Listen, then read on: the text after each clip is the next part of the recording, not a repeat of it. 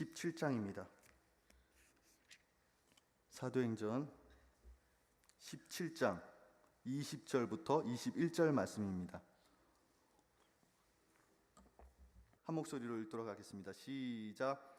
알지 못하던 시대에는 하나님이 강가하셨거니와 이제는 어디든지 사람에게 다 명하사 회개하라 하셨으니 이는 정하신 사람으로 하여금 천하를 공의로 심판할 날을 작정하시고 이에 그를 죽은 자 가운데서 다시 살리신 것으로 모든 사람에게 믿을 만한 증거를 주셨음이니라 하니라.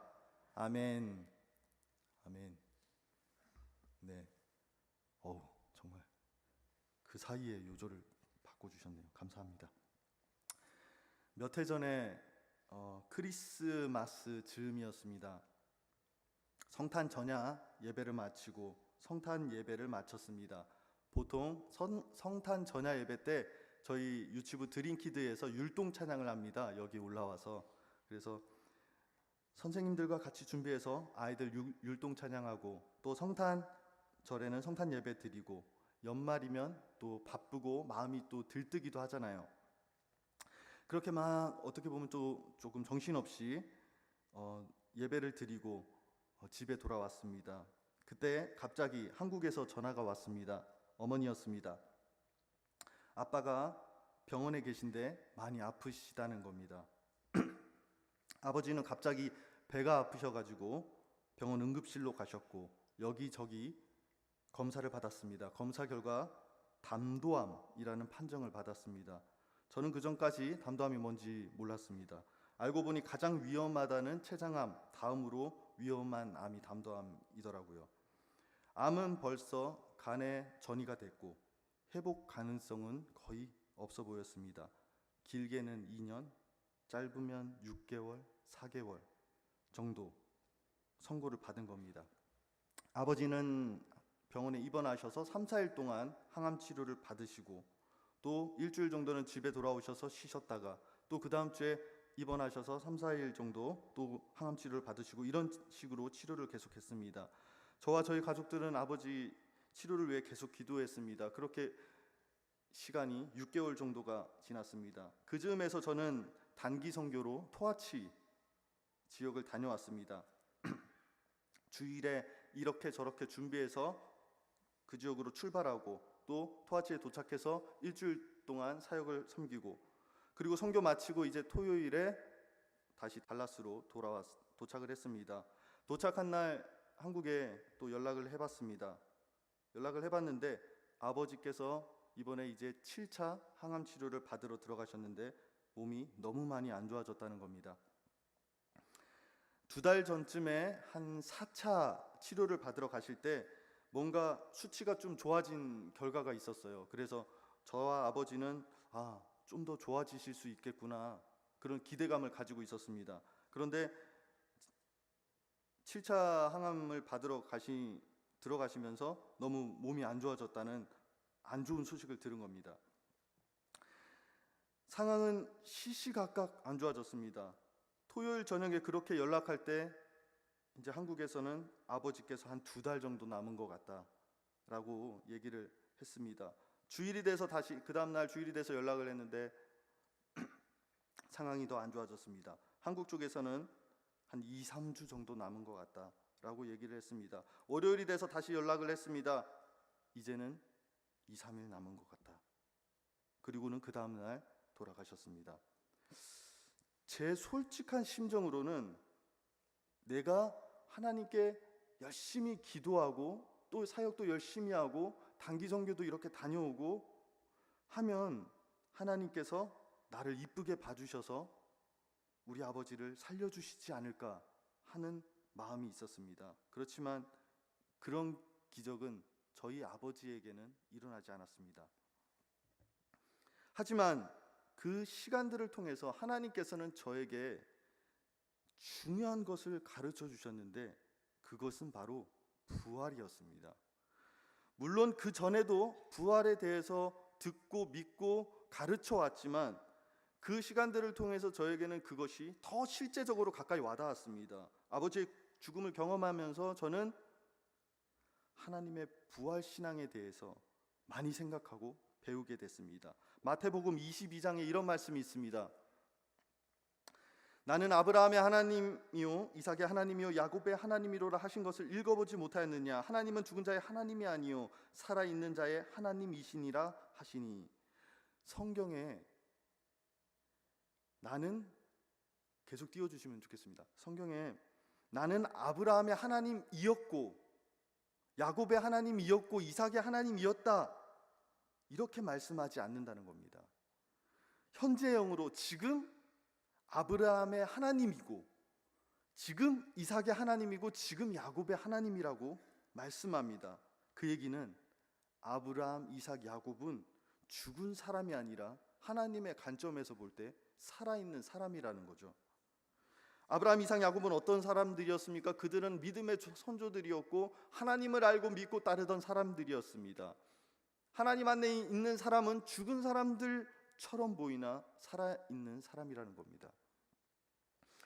또 하나님이신 예수 그리스도를 믿는 사람은 살아있는 사람입니다. 부활이요 생명이신 예수가 있는 사람, 그 가슴에 예수가 살아있는 사람은 살아있는 사람이고 예수가 없는 사람은 죽은 사람입니다. 아무리 멀쩡하게 보여도 그는 죽은 사람입니다.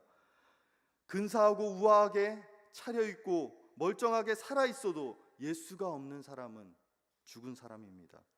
우리 모두가 예전에는 죽은 사람들이었습니다. 제 가운데 있는 사람들이었고 불신의 사람들, 불순종의 사람들이었습니다. 에베소서 2장에는 우리를 진노의 자녀들이라고 표현합니다. 제 가운데 있었기 때문에. 죄는 무엇입니까? 요한복음 16장 8절 9절에 보면 이렇게 말씀합니다.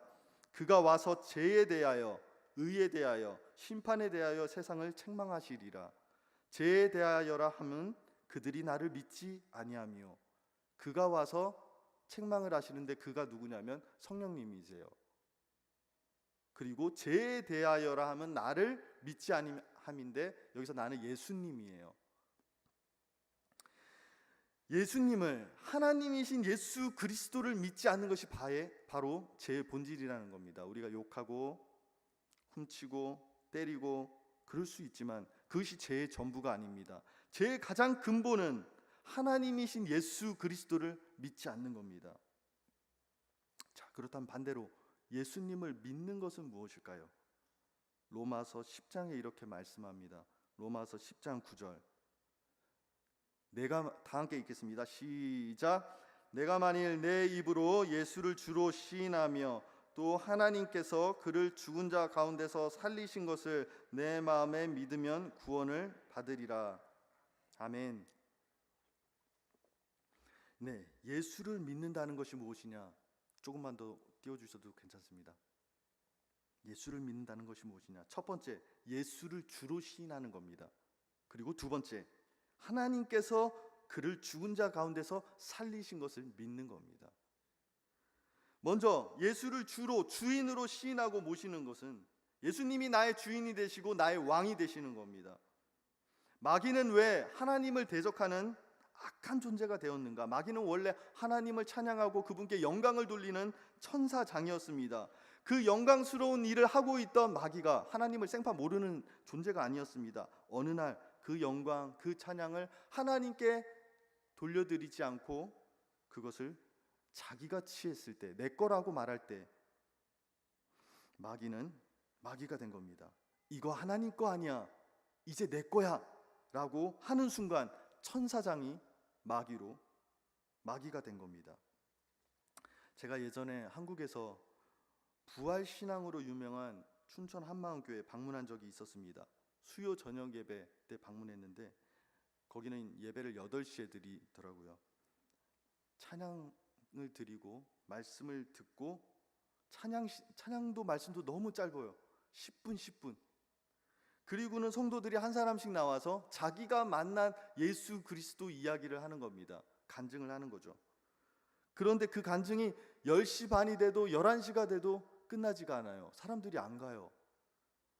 계속 사람들의 간증이 이어졌습니다. 근데 그 중에서도 저한테 가장 인상적이었던 거는 간증하는 사람들마다 한결같이 하는 이야기가 있었는데, 그건 뭐냐면 정말 자기가 예수님을 만나기 전에는 지금까지 살아왔던 자기의 모습은 사탄 마귀보다 더 악랄한 사람이었다고 고백을 하는 겁니다. 모든 사람들이 그 얘기를 하더라고요. 자기는 사탄 마귀보다도 더 더러운 사람이었다는 겁니다. 자기의 죄인됨을 그렇게 고백하더라는 겁니다. 나의 주인이 누구인가? 정말 예수님인가? 내 인생, 내 시간, 내 돈, 내 가족, 내 마음 정말 주님의 것인가? 아니면 내 것인가? 내 것이라고 여긴다면 나는 여전히 예수님이 주인 되지 않은 사람입니다. 내가 주인 되어 가고 살아가고 있습니다. 우리는 전도할 때 자주 사용하는 구절이 있습니다. 요한계시록 3장 20절에 보면 이렇게 이야기합니다. 볼지어다 내가 문 밖에, 다 같이 읽겠습니다. 시작. 볼지어다 내가 문 밖에 서서 두드리노니 누구든지 내 음성을 듣고 문을 열면 내가 그에게로 들어가 그와 더불어 먹고 그는 나와 더불어 먹으리라. 예수님께서 잘 하시는 말씀이죠. 문 밖에 서서 두드리고 계신 거예요. 문을 열고 빨리 예수님을 모시고 주인으로 앉혀야 되는데 문을 안 열어주니까 계속 예수님이 문을 두드리고 계신 겁니다. 그런 사람은 아직 예수가 없는, 예수님을 모르는 사람이죠. 그런데 계시록의 이 말씀을 누구에게 하고 있는가? 그건 라우디게아 교회에게 하고 있는 말씀이에요. 예수님께서 문을 두드리고 계시니까 제발 문 좀 열어드려. 문 열고 예수님을 주인으로 맞이해. 누구에게요? 교회에 있는 사람들에게 이 말씀을 하고 계신 겁니다. 성도들아, 제자들아, 이 말씀 가지고 너희들 불신자들 전도할 때 사용하라고 이 말씀 써준 것이 아닙니다. 교회에 있는 사람들에게 제발 문 좀 열어달라고 주님께서 말씀하고 계신 거예요. 예수를 믿는다는 것은 내가 주인의 자리에서 내려오고 예수님께서 나의 주인의 자리, 나의 왕의 자리에 앉으시는 겁니다. 두 번째, 예수를 믿는다는 것은 하나님께서 예수를 죽은 자 가운데서 살리신 것을 믿는 겁니다. 그것을 다른 말로 우리는 부활이라고 합니다. 이지은 자매라는 분의 간증을 들은 적이 있습니다.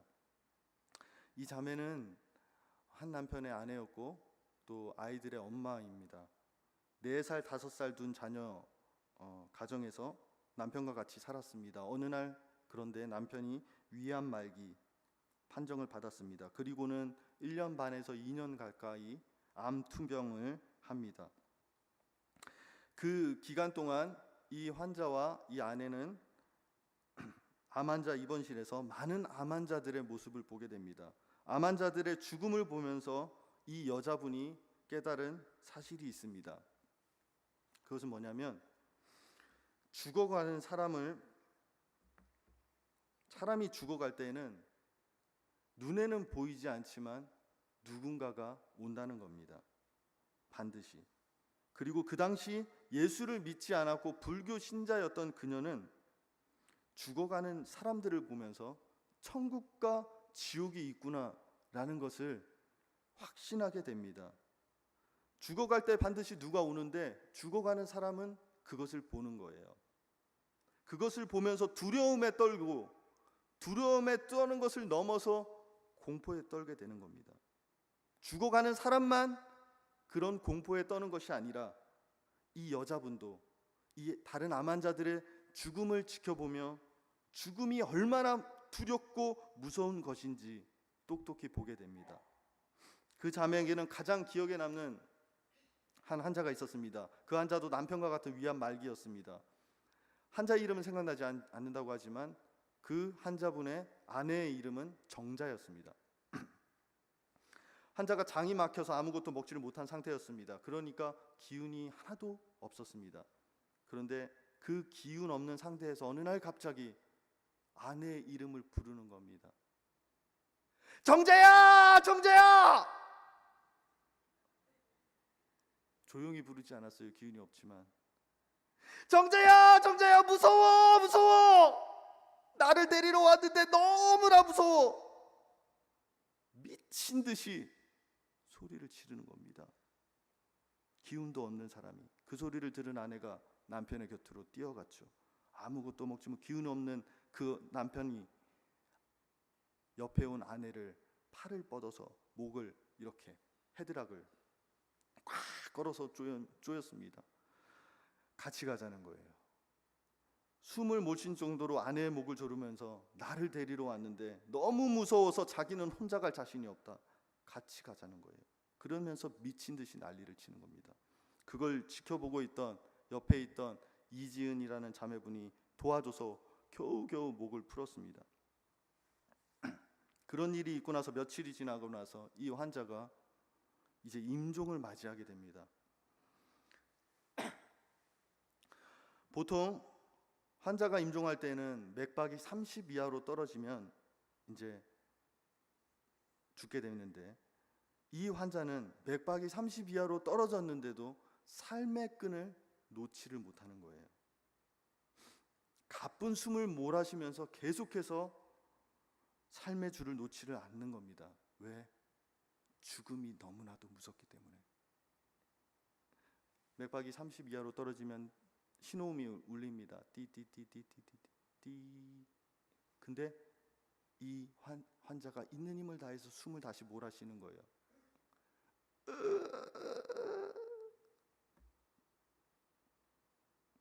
그렇게 숨을 끌어 마시면 맥박이 30에서 조금 올라가는 겁니다. 그리고 나서 시간이 지나면 또 맥박이 조금씩 떨어집니다. 30 이하로. 그러면 다시 이 환자가 숨을 끌어 마시는 겁니다.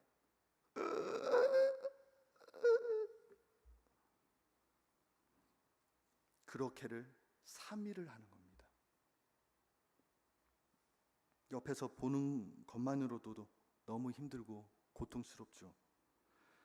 그뿐만이 아닙니다. 눈에는 실핏줄이 터져서 피눈물이 나고, 먹지를 못해서 링겔을 맞았는데 몸은 점점 부어올라서 병원에 있는 제일 큰 환자복을 갖다 줘도 입을 수가 없습니다. 그래서 속옷만 하나 걸치고 오줌이 나오지 않기 때문에 몸 여기저기서 오줌이 나오는 겁니다. 몸이 너무 무거워졌기 때문에 침대 시트를 갈 수조차 없습니다. 냄새가 진동을 하죠. 숨을 몰아쉬며 죽어가는데 죽지 않으려고 발버둥을 치는 겁니다.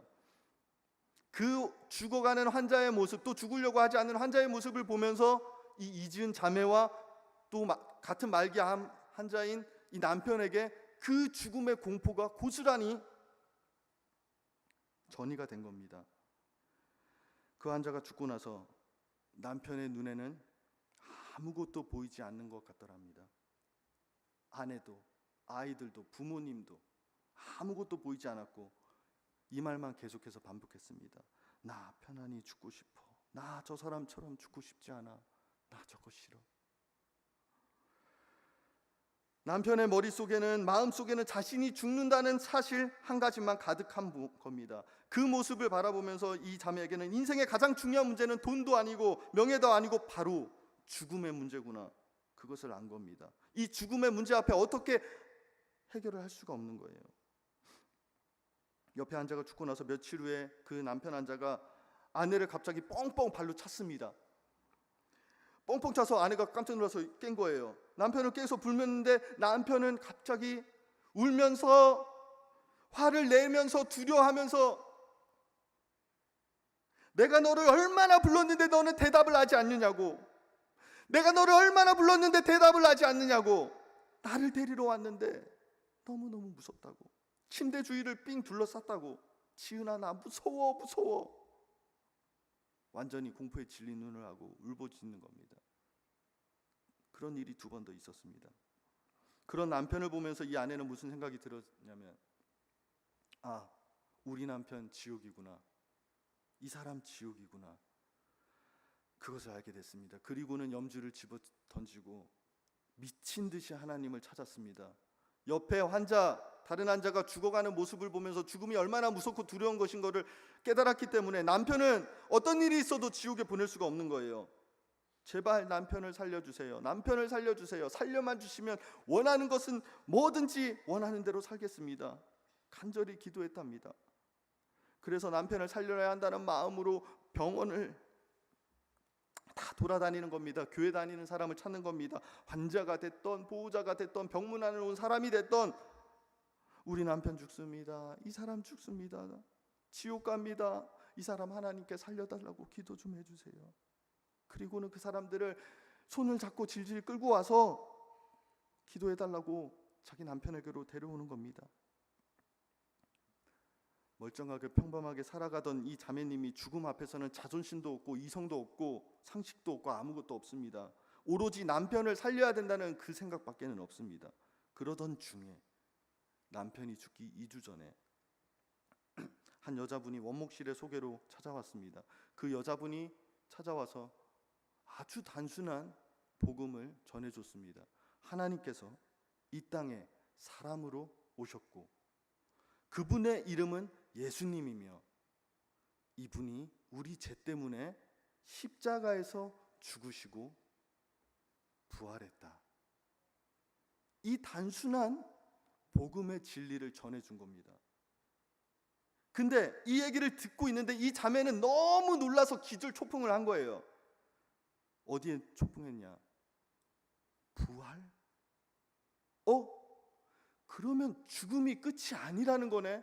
나와 내 남편은 지금 죽음 때문에, 이 공포의 죽음 때문에 벌벌 떨면서 살아가고 있는데, 공황 상태에 있는데 죽음이 끝이 아니잖아. 부활하신 예수님이 그럼 하나님이네. 이 모든 것들이 그 순간에 믿어진 겁니다. 이 자매는 그 전까지는 한 번도 그 이야기를 제대로 들어본 적이 없는 겁니다. 예수님이 하나님인 줄도 모르고 그리스 로마 신화처럼 사람들이 만들어낸 이야기인 줄 알았던 겁니다. 이 자매분이 예수님을 믿고 싶다고 했습니다. 남편은 강한 진통제를 맞고 있었기 때문에 동공도 풀려져 있었고, 그렇지만 참고 동공을 모으면서 복음을 듣고 이 부부는 예수님을 주인으로 영접했습니다. 그 순간 이 부부에게는 평강이 찾아오는 것을 느꼈습니다. 그렇게 하고 예수님을 영접하고 2주 후에 이 아내가 남편에게 이제 이야기를 합니다. 남편, 이제 편안히 가라. 천국 가서 하나님 만나면 내가 아이들 잘 키울 수 있도록 부탁해달라라고 이야기를 했습니다. 그리고는 맥박이 조금씩 떨어지는 겁니다. 맥박이 30 정도로 떨어졌을 때 이 아내에게는 굉장히 놀라운 일이 생겼습니다. 동공도 풀리고 눈꺼풀도 푹 들어가고 생기라고는 전혀 없었던 남편이 그 순간 한박 웃음을 지으면서 환하게 웃는 겁니다. 절대로 웃을 수 있는 상황이 아닌데 그 순간에 웃고 있는 겁니다.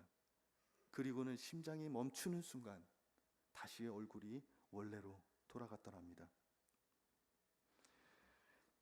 그리고는 이 자매가 이제 예수님 몰랐죠. 남편의 장례를 다 마치고 처음으로 교회에 가서 예배를 드리는데 이 자매 마음속에 예배 중에 하나님께서 이런 마음을 주시더랍니다. 네가 네 남편을 사랑하는 것보다 내가 더 네 남편을 사랑한다. 네 남편 지금 나와 함께 있다. 이런 마음을 예배 중에 주시더래요. 부활의 복음이 한 남편과 한 아내와 아이들과 가정을 살렸습니다. 아마 이 복음을 듣지 못했더라면 이 아내는 살지 못했을 겁니다. 남편의 사업은 망해서 빚쟁이들이 병원에 찾아오고, 집은 차압이 들어오고, 남편이 신용대출 맞아서 경마비로 쓴 것도 날라오고, 회사 운영을 할 수 없으니까 친구에게 회사를 맡겼는데 이 친구는 돈을 다 빼돌리고 이 부부에게 세금 폭탄을 안기고 도망쳐 버렸습니다. 돈 문제가 생기니까 시댁이, 친정 부모님이, 친구들이 다 등을 돌렸습니다. 이 아내분을 낳아준 부모님마저 등을 돌리는 순간 이 자매는 삶에 대한 소망을 접고 죽음을 생각했습니다. 그렇지만 부활의 복음을 듣고 이 사람이 살아난 겁니다. 오늘 우리가 처음 읽었던 말씀을 다시 한번 보도록 하겠습니다. 사도행전 17장 30절 31절 다 함께 읽도록 하겠습니다. 시작. 알지 못하던 시대에는 하나님이 간과하셨거니와 이제는 어디든지 사람에게 다 명하사 회개하라 하셨으니 이는 정하신 사람으로 하여금 천하를 공의로 심판할 날을 작정하시고 이에 그를 죽은 자 가운데서 다시 살리신 것으로 모든 사람에게 믿을 만한 증거를 주셨음이니라 하니라. 아멘. 모든 사람에게 믿을 만한 증거를 주셨다는 겁니다. 제가 예전에 우체국에 한번 갔습니다. 친구에게 소포를 보내려고 갔습니다. 근데 며칠이 지나도록 친구가 소포를 못 받는 거예요. 이상하다 해서 우체국을 찾아갔습니다. 여보세요, 지난번에 제가 여기서 소포를 보냈는데 아직도 제 친구가 소포를 못 받았다고 하네요. 근데 그 직원이 아니 언제 소포를 보냈어요? 전혀 기억이 없는데. 저 소포를 보낸 적이 없다는 거예요. 당신이 소포를 보냈다는 걸 믿을 수 없다는 거예요. 그래서 제가 차에 가서 집에 가서 영수증 찾아서 그 직원에게 보여줬습니다. 이것이 영수증이요. 아, 영수증을 보더니 그 직원이 이러는 겁니다. 아유, 보내셨군요. 이거였구나 하면서 그 소포가 지금 어디 있는지 어디까지 갔는지 알려주는 겁니다. 영수증이 있으니까, 증거가 있으니까 내가 소포를 보냈다는 것에 대해서 다른 말을 할 수가 없는 겁니다. 하나님은 예수님만이 참 진리, 참 길이라고 우리에게 보내주셨습니다. 근데 그냥 보내주시고 무턱대고 예수님 보내줬으니까 믿어, 그런 분이 아닙니다. 무대뽀로 밀어붙이시는 분이 아닙니다. 믿져야 본전이니까 눈 딱 한 번 감고 믿어봐봐 하는 것이 아닙니다. 안 믿으면 너 큰일 난다 이러면서 윽박 지르는 분이 아닙니다. 하나님께서는 우리에게 믿으라고 하시면서 동시에 증거를 주시는 분인 거예요. 그것도 단지 몇 사람들, 기가 얇은 사람들, 그런 사람들만 믿을 수 있는 증거가 아닙니다. 말씀에 나와 있는 것처럼 모든 사람, 세상에 있는 모든 사람들이 믿을 만한 증거를 보여주셨다는 거예요. 그게 무엇입니까? 예수를 죽은 자 가운데서 다시 살리신 것, 부활입니다.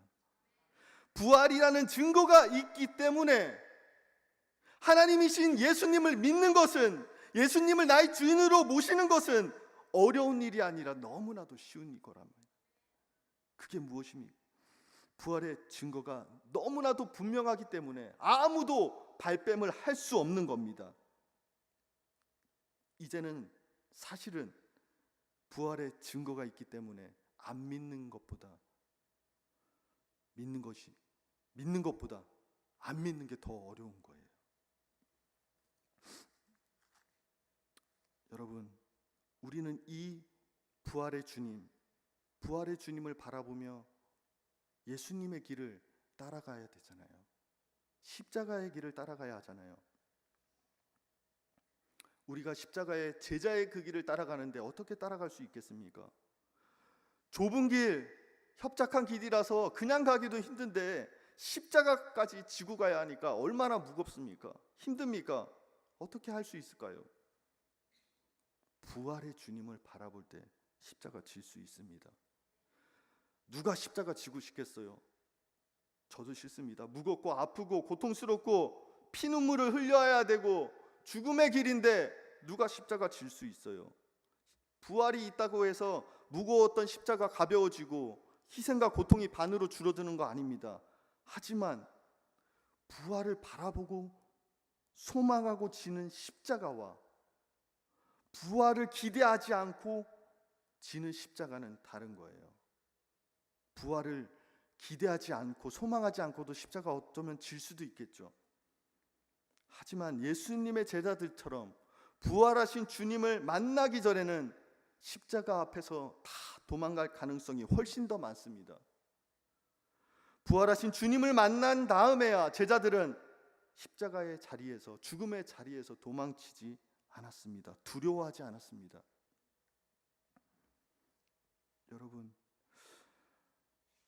여러분이 사랑하는 가족들, 자녀들, 학업, 비즈니스, 그 모든 것들을 하나님께 드리면서 어떻게 살아갈 수 있겠습니까? 부모가 되어서 사랑하는 자녀들을 좋은 학교에 보내준다 하더라도 죽음 앞에는 아무런 의미가 없습니다. 사랑하는 아내도 듬직한 남편도 소용이 없습니다. 고급 자동차, 편안한 집도 죄와 허물로 죽은 사람을 살려낼 수가 없습니다. 배우자가 아파서 옆에서 정성 들여 병간호해주고 하더라도 그 정도인 거예요. 죽어가는 사람은 살려낼 수가 없습니다. 설령 육신의 몸은 회복된다 하더라도 언젠가는 찾아올 죽음 앞에 아무도 도와줄 수가 없습니다. 죽은 자는 무엇을 할 수가 있습니까? 죽은 자가 어떻게 축구하고 골프 치고 맛있는 거 먹으러 다닐 수가 있습니까? 세상에 얼마나 많은 돈이 있는다고 할지라도 죽은 자를 살려낼 수가 없습니다. 100만 불, 1000만 불 가지고 있다고 하더라도 죄와 허물로 죽은 사람을 살려낼 수가 없고, 세상에 어떠한 이론과 고상한 지식을 가지고 있다고 할지라도 죄와 허물로 죽은 사람을 살려낼 수 없습니다. 아무리 멋있고 예쁘고 근사하게 차려입어도 로미오와 줄리엣, 춘향이와 이도령처럼 서로 뜨겁게 사랑한다 할지라도 죽음 앞에는 무력합니다. 아무리 자식에게 이거 해주고 저거 해주고 공을 들여도 죽음 앞에서는 아무것도 도와줄 수 없습니다. 그렇기 때문에 우리는 주님을 인정해야 돼요. 부활이신 주님, 생명이신 주님, 죄와 허물로 죽은 나를 살릴 수 있는 주님, 그렇기 때문에 그 주님께 나의 모든 것, 내 것을 다 드릴 수 있고 맡길 수 있는 겁니다. 주님께 헌신할 수가 있는 겁니다. 내 자신뿐만 아니라 내가 지금 모든 것들도 주님께 드릴 수 있는 겁니다. 부활의 주님을 바라보며 주님께 모든 것 맡기고 부활의 능력을 경험하는 여러분 되시기를 축복합니다. 또 부활은 사명입니다. 여기서 부활이 사명이라는 얘기는 사명감을 가지고 부활하도록 애써라, 이런 말이 아닙니다. 이 말은 부활의 기쁜 소식이 우리를 사명의 자리로 이끌어 간다는 겁니다. 십자가와 부활이 양면이듯이 부활에도 생명의 부활과 심판의 부활이 있습니다. 요한복음 5장 28절에 예수님은 이렇게 말씀하셨습니다. 이를 놀랍게 여기지 말라. 무덤 속에 있는 자는, 다 함께 읽겠습니다. 시작. 이를 놀랍게 여기지 말라. 무덤 속에 있는 자가 다 그의 음성을 들을 때가 오나니 선한 일을 행한 자는 생명의 부활로, 악한 일을 행한 자는 심판의 부활로 나오리라. 아멘. 사도행전 24장 15절에 또 바울은 이렇게 이야기합니다. 시작. 그들이 기다리는 바 하나님께 향한 소망을 나도 가졌으니 곧 의인과 악인의 부활이 있으리라 함이니라. 아멘. 요한복음과 사도행전 말씀을 통해서 부활에도 생명의 부활과 심판의 부활, 의인의 부활과 악인의 부활이 있다는 사실을 알게 됩니다. 우리가 흔히 부활이라고 이야기할 때는 생명의 부활이죠, 의인의 부활을 의미하죠. 하지만 성경은 분명히도 악인의 부활, 심판의 부활에 대해서도 말하고 있습니다. 예수가 없는 사람, 하나님 없이 살아가고 있는 사람은 심판의 부활이 기다리고 있는 겁니다. 영국의 위대한 설교자 찰스 스펄전, 그는 이렇게 이야기했습니다. 악인도 육체로 부활한다. 어떤 사람들은 지옥에서 그저 영혼만 고통당할 것이라고 생각하는데, 왜 그렇게 생각하느냐? 막연하게 육체는 무덤에서 썩어 없어지기 때문에 그렇다. 그렇지만 그것은 사실이 아니다. 악인도 육체로 부활합니다. 또 어떤 사람들은 지옥불에 사람 몸이 타서 확 타고 없어지니까 그러면 끝이 날 거다, 고통을 맛보지 못할 거다라고 생각합니다.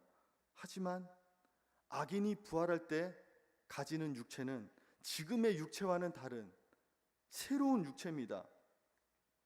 그렇기 때문에 지옥의 불에 달아오르지만 사라져 없어버리는 것이 아닙니다. 사람이 죽으면 없어지는 것이 아닙니다. 죽음 이후에는 천국과 지옥이 있습니다. 그런데 그 천국과 지옥은 궁극적으로 그냥 둘 다 영혼만, 우리의 마음만 가서 살아가는 게 아닙니다.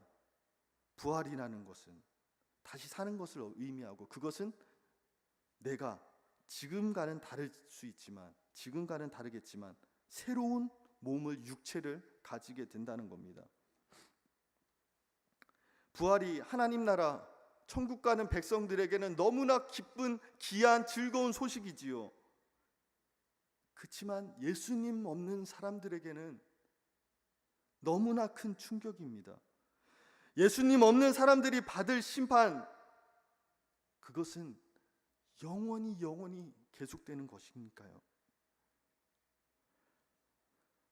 몸 없는 영혼으로, 몸 없는 마음으로, 육체 없는 마음으로 그냥 지옥불에 가서 슬퍼하며 고통받는 것이 아니라 새로운 몸을 얻고 그 몸으로 지옥에 가서 영원토록 고통을 받게 됩니다.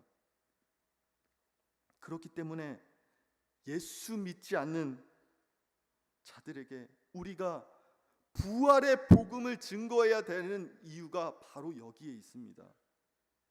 예수 그리스도를 모르는 가족들, 예수 그리스도의 생명을 얻지 못한 친지들, 이웃들, 친구들, 우리가 이들에게 복음을 전하지 않는다면 그들은 죽을 수밖에 없습니다. 그리고 그냥 죽어서 끝이 아니라 그들은 심판의 부활을 받게 될 것입니다.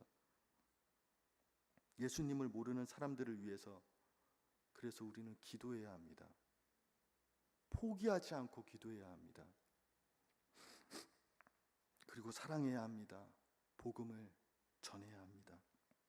우리에게 주신 모든 기회들 속에서 때를 얻든지 못 얻든지 간에 복음을 전해야 합니다. 찬양팀 올라와 주시고요. 제가 앞서 얘기했던 말기암 환자, 그 환자를 둔 집사님의 간증을 기억해 보십시오. 아직도 세상에는 부활의 복음을 듣지 못해서 몸부림치고 있습니다. 부활의 복음을 기다리고 있습니다. 죽음 앞에서, 사망 앞에서 아무런 답을 찾지 못한 채로 살아가고 있습니다. 누군가 십자가와 부활의 복음, 예수 그리스도의 사랑의 복음, 생명의 복음을 가지고 가서 전해야 합니다.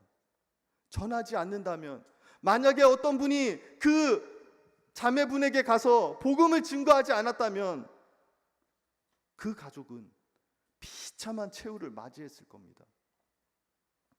한 사람의 전도자가 부활의 소식을 듣고 전해 주었기 때문에 그들은 예수님을 영접했고 부활의 생명을 얻었습니다. 그의 가족들은 부활을 듣고 살아났습니다. 여러분, 부활의 주님을 만나셨습니까? 부활의 주님을 만난 적이 있으십니까? 여러분이 만난 주님은 어떤 주님이십니까? 여러분을 끊임없이 사랑해 주시는 주님이십니까? 거기서 끝나는 것이 아닙니다. 이 세상 누구도 줄 수 없는 영원한 생명이라는 것을 주시는 분이 바로 주님이십니다. 그렇기 때문에 그 은혜를 받은 그 주님을 만난 우리들이라면 예수 그리스도의 그 부활의 생명을 전해주는 일을 우리는 소홀히 해서는 안 됩니다. 여러분, 부활의 주님을 만난 분은 지금도 여전히 부활의 주님과 동행하셔야 하고, 또 예수님을 믿고 살아가고 있는 모든 분들은 예수님을 잘 믿지 못하는 사람, 더 잘 믿는 사람으로 이끌어줘야 되고, 또 예수님을 잘 믿는 사람들은 주의 복음을 증거하는 전도자로, 사명자로 설 수 있도록 주님을 사랑하고 따라가야 합니다. 여러분, 주님의 은혜를 잊지 마십시오. 여러분이, 우리가 받는 은혜가 마음이 뜨거워질 때도 있고 마음이 차가워질 때도 있고 식어져 버릴 때도 있지만, 우리의 믿음은 우리의 감정 상태에 있는 것이 아닙니다. 증거, 세상에 있는 모든 사람에게 주신 믿을 만한 증거, 부활, 그 사실에 있는 것이지, 그 팩트에 있는 것이지, 우리의 믿음은 다른 것에 있는 것이 아니에요.